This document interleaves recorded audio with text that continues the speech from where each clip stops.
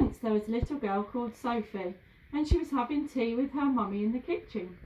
Suddenly there was a ring at the door.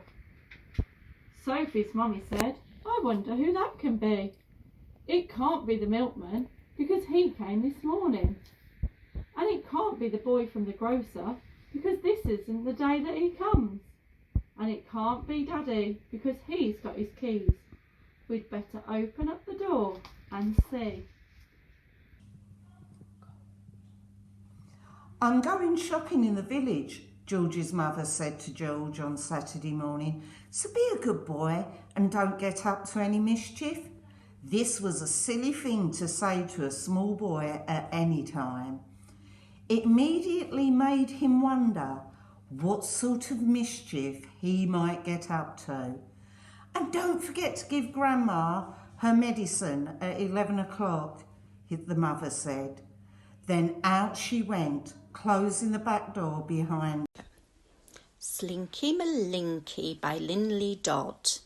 Slinky Malinky was blacker than black, a stalking and lurking adventurous cat.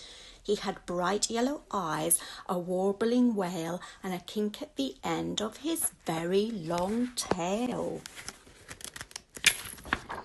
He was cheeky and cheerful, friendly and fun. He'd chase after leaves and he'd roll in the sun.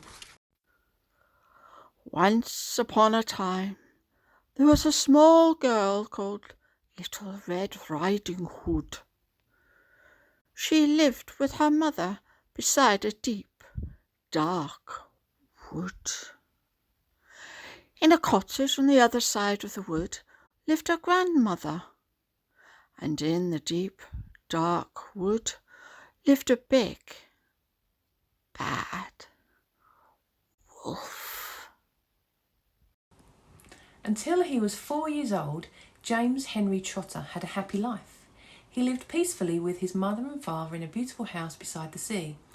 There were always plenty of other children for him to play with, and there was the sandy beach for him to run about on, and the ocean to paddle in. It was the perfect life for a small boy. Then one day, James's mother and father went to London to do some shopping, and there a terrible thing happened. Both of them suddenly got eaten up in full daylight, mind you, and on a crowded street, by an enormous angry rhinoceros which had escaped from the London Zoo. The sun was ablaze in the African sky when Cardwell Giraffe just happened to spy a quite irresistible camel thorn tree, the sight of which made Cardwell weak at the knees. "Oh, bless my spots, just to think I was born to feast upon such a fine camel thorn." Without further bother or fuss or ado, Cardwell opened his mouth and started to chew. Out curled his tongue, and in went the leaves of that fine camel thorn, most delicious of trees. Once there were 4 children whose names were Peter, Susan, Edmund, and Lucy. This story is about something that happened to them when they were sent away from London during the war because of the air raids. Late one evening, the tear thief crept into a town. The tear thief was invisible and carried a silvery waterproof sack on her back. Only if you happened to look into a puddle as she was passing could you see what the tear thief looked like, because a puddle was the one thing that showed her reflection. A long way out in the deep blue sea there lived a fish. Not just an ordinary fish, but the most beautiful fish in the entire ocean. His scales were every shade of blue and green and purple, with sparkling silver scales among them. Mr. and Mrs. Dursley of number 4 Pivot Drive were proud to say they were perfectly normal, thank you very much. They were the last people you'd expect to be involved in anything strange or mysterious. There's no earthly way of knowing which direction they are going. There's no knowing where they're rowing or which way the river's flowing. Not a speck of light is showing, so the danger must be growing. For the rowers keep on rowing, and they're certainly not showing any signs that they are slowing. There we were working like that, and then who should come up but the cat in the hat? Uh-oh, Sally said, don't you talk to that cat. That is a bad one, that cat in the hat. He plays lots of bad tricks. Don't you let him come near. You know what he did the last time he was here? Play tricks, asked the cat. Oh, my. No. I just want to go in to get out of the snow. You've probably been to Erie-on-Sea without even knowing it. When you came, it would have been summer. There would have been ice cream and deck chairs and a seagull that pinched your chips. I am the proud grandfather of a wonderful grandson. I have been for 8 years. The two of us are very close. Somehow we know each other instinctively, like twins, in spite of the 60 years between us. Nowadays, they call me abuelo, grandpa.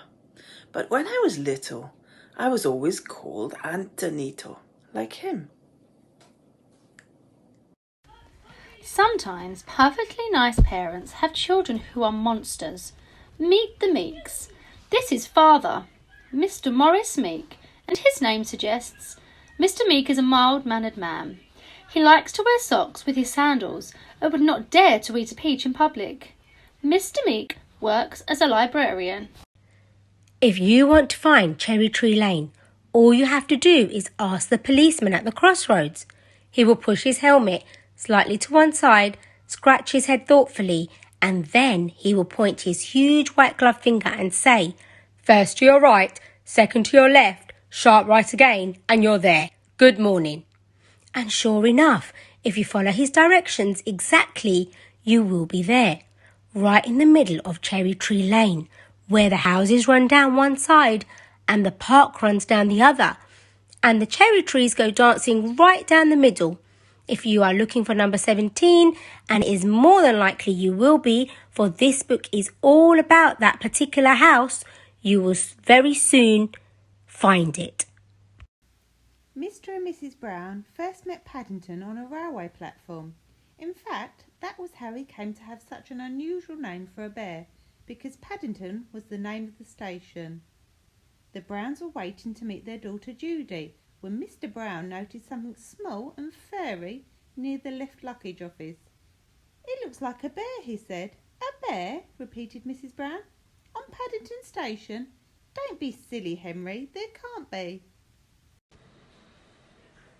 Once there was a little boy, and the little boy loved stars so very much.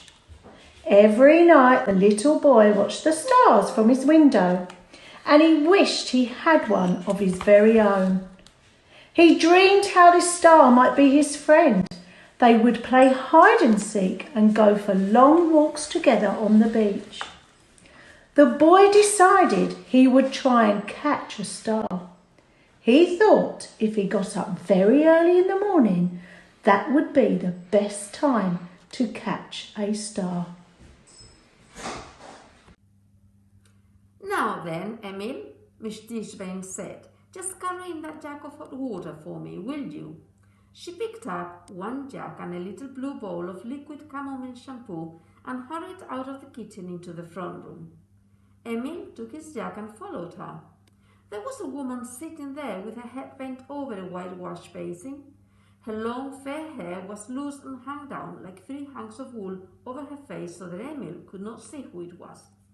These two very old people are the father and mother of Mr. Bucket. Their names are Grandpa Joe and Grandma Josephine. And these two very old people are the father and mother of Mrs. Bucket. Their names are Grandpa George and Grandma Georgina. This is Mr. Bucket, and this is Mrs. Bucket. Mr. and Mrs. Bucket have a small boy whose name is Charlie Bucket. Mr. Rufus Scumskin O'Parsley wouldn't eat supper unless it was ghastly. Worm-cast butties, tubes of glue, pans of slugs in slimy stew, bogey burgers, brown rat roast, fat black tadpoles squashed on toast, washed down with a cup of string.